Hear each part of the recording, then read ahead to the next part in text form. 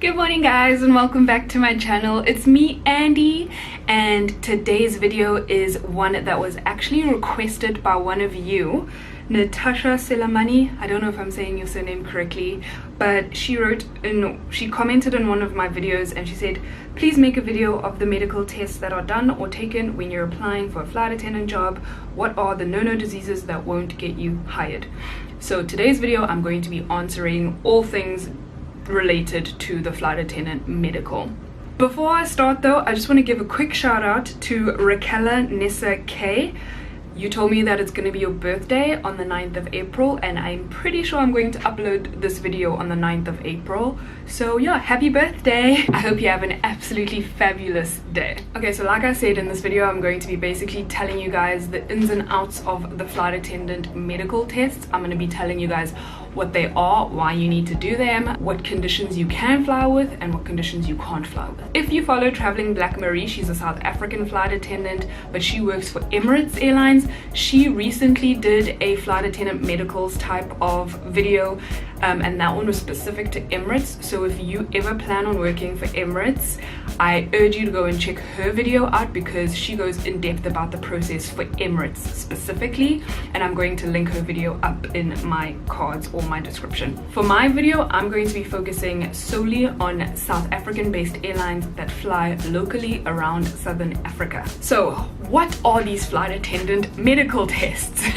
Basically, these are a series of tests that we have to get done during our ab initio course. It is included in your course curriculum basically, and you go to a doctor and they run a series of tests on you just to make sure that you are healthy enough to operate as a flight attendant, because once you're in the air, your body goes through so many other stresses, like there is less oxygen in the air and there's all these different things that can just, if there's a certain condition that you have, it could make that condition so much worse. So they just check to make sure that you are healthy enough so that they're not putting you in danger by putting you on a plane at 37,000 feet. When I got mine, these medical tests lasted 2 years, and you basically had to get another one done every 2 years if you're under the age of 40. Yes, if you're under the age of 40, you have to get them done every 2 years.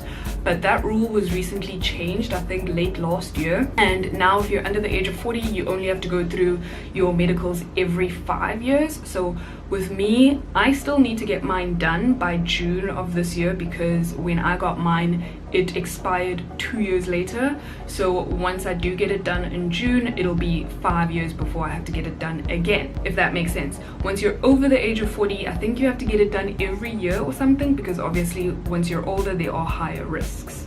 Okay, so what do they test during these medicals? Flight attendant medicals will test your ears. They will make sure that your hearing is good enough so that maybe if the flight deck is making a quick announcement, you can hear them, you know. They test your eyes. They do chest x-rays, and they also check your lungs if they function properly. They make you breathe through this really weird instrument, and it's hooked up to a computer, and I had to breathe 3 times or something. It was so difficult. Then they check your heart. They want to make sure that your heart is functioning properly and it doesn't have any abnormalities. They do a urine test. That's usually to check for drugs. They check your blood pressure, and they check your BMI, that is your body mass index, to make sure that your height is in proportion to your weight. Sometimes once you have joined an airline, they will make you do a blood test as well and another urine test, just to double, triple check for any drugs and any other maybe diseases that you might have, like HIV. Most of the South African airlines will not make you get vaccinations. I know that Ntabi Singh, or Traveling Black Marie, she mentioned vaccinations having to be done before you go over to Dubai. For South African airlines, you usually don't have to get vaccinations, but once you are in the airline, and if they happen to fly to places that have high risk of certain airborne diseases and stuff like that, then they probably will get you to do vaccinations. You don't have to pay for them yourself. The company will send you to get your vaccinations done, but that will be if you have to go somewhere that has high risk. So I started flying for a contract company, and we do flights around Africa, and a lot of countries in Africa have diseases like malaria and typhoid and stuff like that, so they make sure that we get vaccinated before we go on a contract to those certain regions. Once you get those vaccinations done, you get a yellow fever card that you have to carry with you everywhere you go, basically. This is my yellow fever card. It gets checked pretty much every time I walk into the airport of a different country in Africa. They check, well, they vaccinate you for cholera. I honestly have no idea what that is.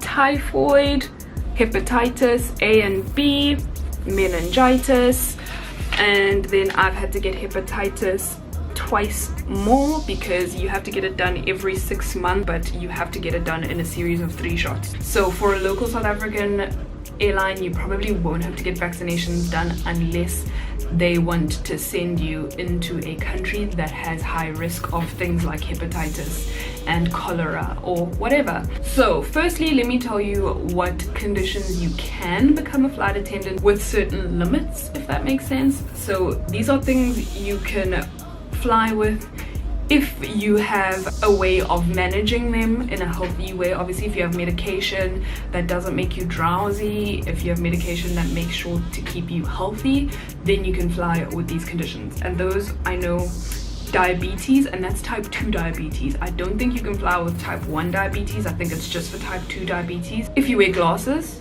you can fly as a cabin crew. You just have to wear your glasses or your contact lenses. You can wear contact lenses as well, but you always have to carry a spare set of glasses with you. Not a spare set of contact lenses, a spare set of glasses. They always try to make sure of that. And if you're working in multi-crew, your senior will always check and they will always want to see your spare set of glasses. If you're pregnant, for my company, as soon as you find out you're pregnant, you stop flying completely. They will find you something to do in the office, basically. I think it's mostly because we do contracts and because we go to countries that are such high risk that they don't want to put you and your baby at risk, so they would rather just find you a job in the office. For other airlines though, I know that we could not fly during the first trimester and during the 3rd trimester, but you can continue being a flight attendant even though you're pregnant.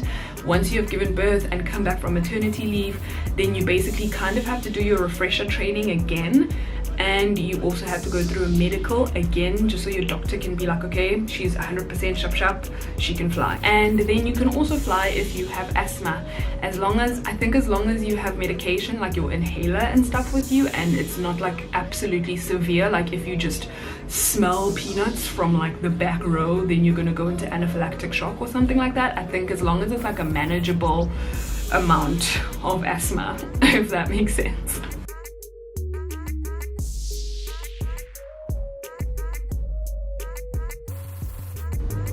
Then I've got quite a long list of things that you can't fly with, and I'm just basically going to read them out.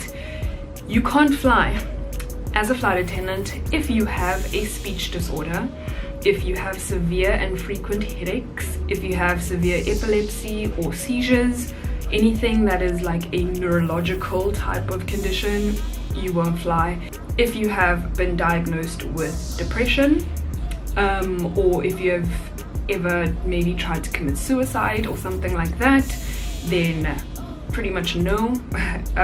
If you have any type of personality disorder, if you have HIV, if you have severe motion sickness, because obviously turbulence and stuff, and you know, flying up, flying down, flying up, flying down. If you struggle with drug or alcohol abuse, that's a no-no.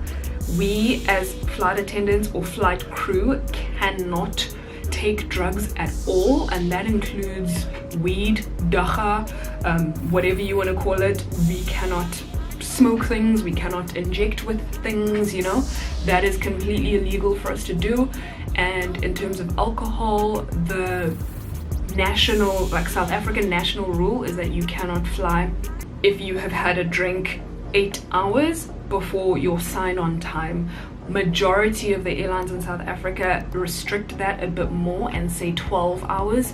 So if your sign-on is at 8 o'clock in the morning, you can't have a drink after 8 p.m. the night before, because that's 12 hours, if that makes sense. You can't fly if you have any type of blood disorder like anemia, if you are undergoing a medical treatment or a surgery, if you have any type of physical or mental disability, if you have an unconsciousness disorder, like if you just keep fainting randomly throughout the day, yeah, that's not gonna work.